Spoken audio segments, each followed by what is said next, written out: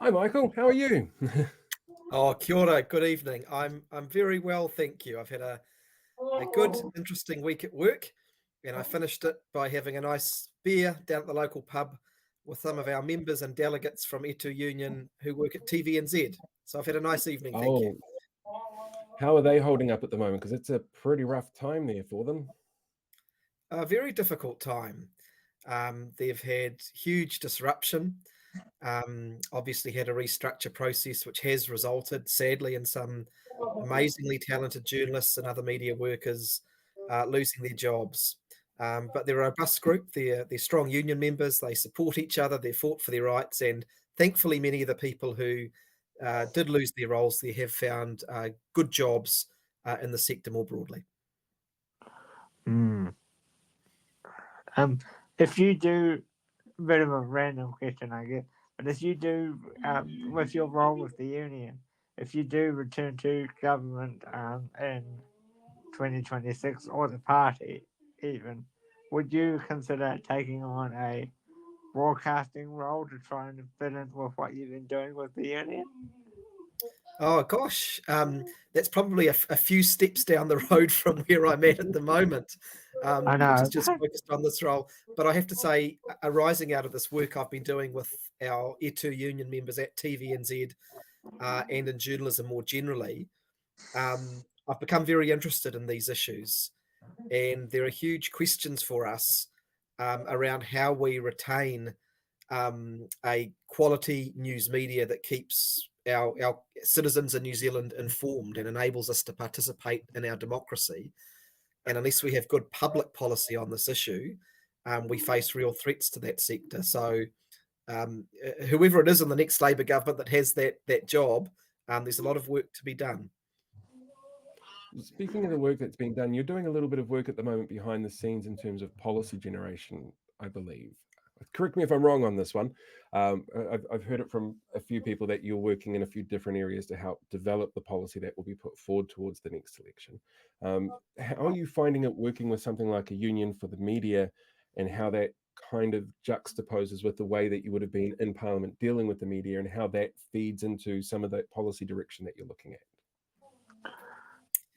Well, yes, I'm involved as a member of the Labor Party's Policy Council, and that's the body within our party.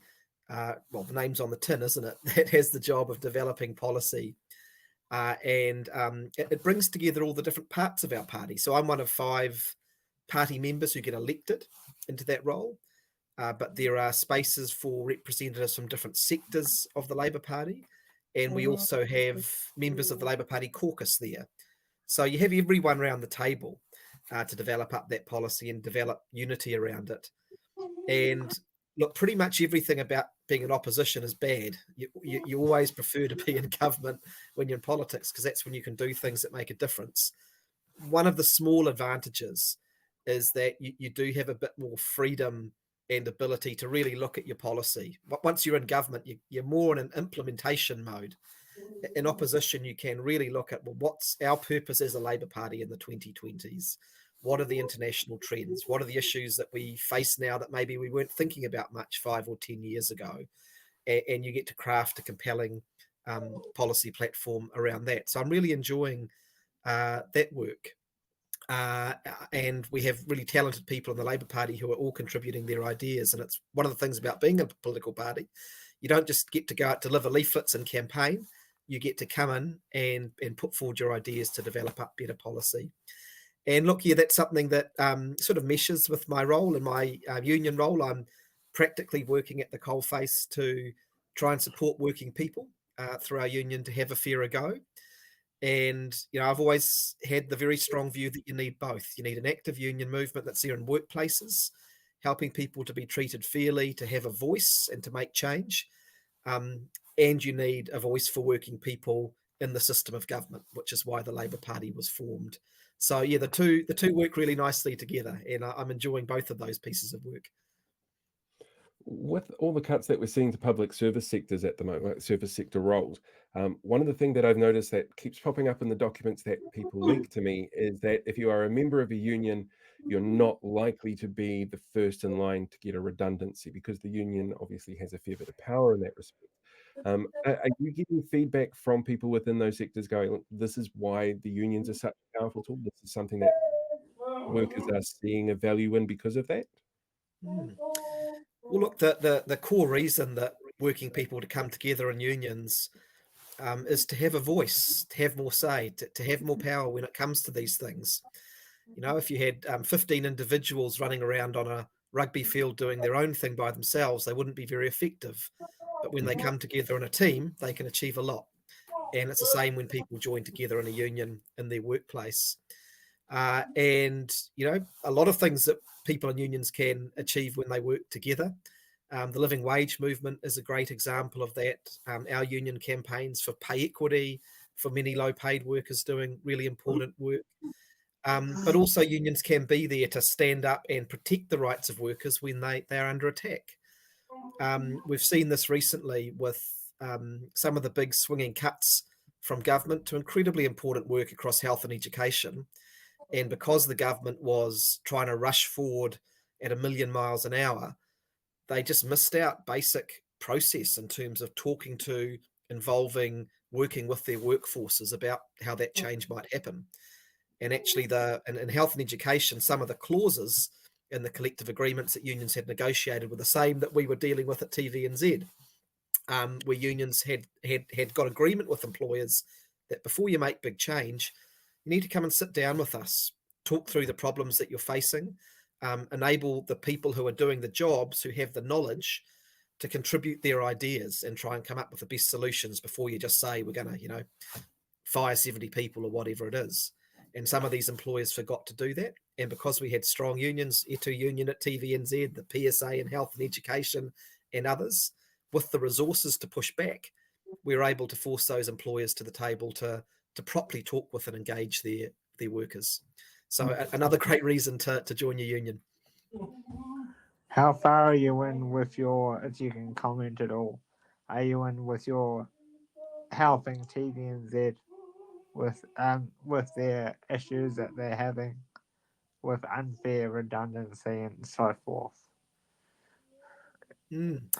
Well, we've had a really significant process there where TVNZ did breach the collective agreement with their workers, didn't have that process of engaging with them.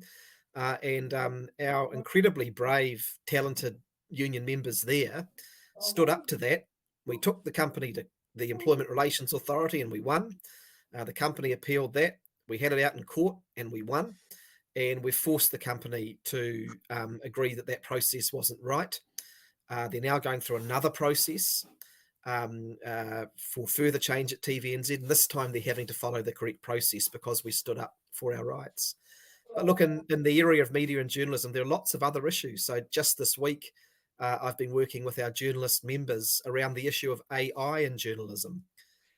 We had the instance a few weeks ago where the New Zealand Herald printed an editorial without disclosing it that had been entirely generated by AI, which caused real concern for working journalists up and down the country. So we're the Union for Journalists, and so we've put together a statement around that issue, setting out some principles and calling for an industry summit around this issue to make sure that we protect the integrity of journalism in New Zealand. We know that these tools are here. They're not going to go away, but let's put some proper guidelines in place. So again, this is the thing about unions. People kind of think that maybe they're about turning up once a year and trying to fight for a pay increase. Well, we do that stuff, but actually unions are a way of working people coming together to deal with a whole lot of different issues in their work and in our communities. We've had a question come through from the public a bit more about the policy planning side of things. They want to know whether or not Labour's looking at going back to their pre-Rogernomics roots. And I feel a soft neoliberalism is what's hindering them, and the Greens are taking their voters. Well, the Labour Party, in my view, needs to be the party of working people. That is the principle upon which we were founded back in 1916. And Labour is at its best when we're speaking directly to that, and when we're challenging the vested interests in our economy and our society that rig the economy and that channel more and more resources to a few at the top. So we need to be the party of the many, not the few, which I think is perhaps a way of getting to what the person with this question is getting to. And that needs to be reflected right across our policy, across our economic policy, our tax policy, our social policy. And actually, when we do that, and when we do it well, the reality is that the majority of people in New Zealand, whether you're working in a factory, a call centre, whether you run a small hairdressing business, you're caring for someone, most people in this country, one way or another, are working people. And we need to be the party that unambiguously says, we're on your side and we're going to give you a fairer go. Just briefly, what's it been like watching the current government from the outside? Oh, well, look, there are days when I think, boy, I'd like to be back in there, really giving it to them over the latest rotten thing that they've been doing. But looking at it from outside of Parliament, I've been really proud of our team, who have our Labour team, who have I think shown great unity and are really beginning to highlight some of the ways in which this government is damaging our social fabric. I think of some of the work Aisha Verrall's done recently in terms of highlighting what's happening in the health sector and building up links there. But being outside of that environment does give you another perspective. And so, I mean, the thing I'm really seeing at the moment that I don't feel there's quite so much wide coverage of is just, sitting here in Auckland, talking to workers and employers, just how bad the economy is at the moment. Just how many businesses are closing down, just how many people are losing work and losing hours. I mean, the economy is tanking at the same rate as it did during the global financial crisis. The rate of under 20s, not in employment, education and training, is now 20.7%. And that's a ticking time bomb, a social disaster, because this government's policies have made this recession deeper and longer than it needs to be. So you really see that at ground level when you're working out there in the kind of work that I'm doing. And we've got to make sure that, across our people who are there in Wellington, across people working in unions and just people of good heart in our communities, we band together to push back against some of the worst policies, but also to build up a compelling narrative so that we can come back and win next time and make sure we have a government that does support working people. Mm-hmm. I have another question that's coming from the viewers. A bit of a long one here from Tracy. She says, Kia ora, Michael. I'd be in favour of an opt-out program for union membership or compulsory. Unions that are a resource for employee advocacy and education, so all workers, including migrant workers and youth, can be offered protection from workplaces right at the start. What are your thoughts on this? Really interesting series of points and questions there. If I can start around the question of compulsory unionism, I'll perhaps give a surprising answer to this one, because I've been asked this before, and I think often the expectation is that, oh, well, he's a union guy, he'll agree with that. And I've always said I don't actually support that. And one of the reasons for that is, of course, we've had compulsory unionism in the past in New Zealand, and for quite long periods of our history in the 20th century, actually. And one of the unfortunate outcomes of that is it sort of means that unions don't need to get out there, roll up their sleeves and do the work to educate and organise people. People just have to belong. And so it kind of means that unions kind of then just sort of become this almost servicing agency. And the risk of that for unions is that if that suddenly gets pulled out, they're stuffed. And that's actually what happened in 1991 when the national government came in, took away compulsory membership, brought in the Employment Contracts Act, and unions spent 10 years in a tailspin dealing with that. Whereas if unions have to consistently be organising to build membership, that actually keeps them more resilient, in my view. But we do in our system have many, many very real barriers for people being able to access the benefits of unions. And I think we should look at different ways of making sure that people do have easier access. So fair pay agreements were an example of that. It didn't force anyone to join a union, but it would have meant that many, many more people would have had the benefits of union negotiated fair pay agreements, for example. There is discussion we're having in our policy process about the option of opt-out membership. Some people have suggested you could have that generally. Some people have suggested maybe that's an option for particularly vulnerable groups of workers, like migrant workers, perhaps. So that's something that we can consider in the policy process. Cool. Thank you. It's a very detailed answer. I've got one more question for you that's actually come through previously when we asked people for questions beforehand, and it's actually about how you've become a bit of an icon cycling around the city. Just wondering what your views are on the public transport options in the city at the moment. Well, on public transport, look, I'm a public transport guy. I love taking the bus or the train where and when I can. And the best, most successful, civilized, great places to live around the world are built around excellent public transport. And I'm a person who thinks actually this is an area where those of us who love public transport need to talk it up, not talk it down. And the great thing in Auckland right now is that although it's not good enough and it needs a lot more work, public transport is now better and more accessible than it's probably been at any time in 50 years. The frequent transport network, which is buses about every 15, 20 minutes, there's a map that's going around at the moment, has grown massively over the last 10 years because Labor prioritised investment in public transport. The CRL is going to come on board in early 2026 and double the capacity of the rail network. The Eastern Busway is now operating and will be extended because of Labor's investment. The Northwestern Interim Busway is now operating and huge numbers of people are flocking to that.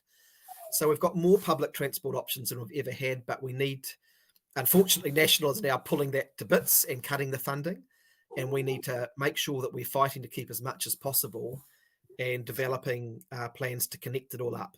And the underlying thing that we lack at the moment is the spine of a rapid transit system that's linking together your rail, your dedicated busways and light rail to have the real high capacity, frequent, big routes through the city that knit together so that you can take connected journeys around the city. We were getting there with the light rail program and CRL and those other things.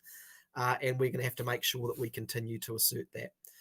And that's I what was in will Sydney really, actually really when help. they cancelled the light rail from the airport, and I was just sitting there going, Sydney Central, seeing light rail in action, just going, how fucking stupid is our government to do something like this? It's just, yeah. We've seen the annoyed the hell out of Sydney George Street program. I was there a few weeks ago. A light rail make a huge difference, and now the Sydney Metro program. And look, when you provide these services, people flock to them. When the Clark Labor government built the North Shore Busway, National and others said it was a white elephant, and now 50% of people at peak use that service to get from the North Shore to the Harbour Bridge. And it would be unthinkable not to have it. When we deliver great, accessible, frequent public transport, people use it, and we need more of it if we want to make sure that we reduce congestion, reduce emissions, and make this an even better place to live. Fantastic. Thank you very much, Michael. It's really appreciated. I've learned heaps tonight. It's brilliant. You'll have to tell me where you go out and get your beer, though, after you finish work. I was at the Empire Tavern with the TVNZ folks tonight, and that was really nice. Nice. Brilliant. Thank you very much. Good luck with the rest of the union stuff, and look forward to seeing how that all plays out. Cheers. Thank you, Thanks, Michael. Thanks, Paul. Thanks, Michael.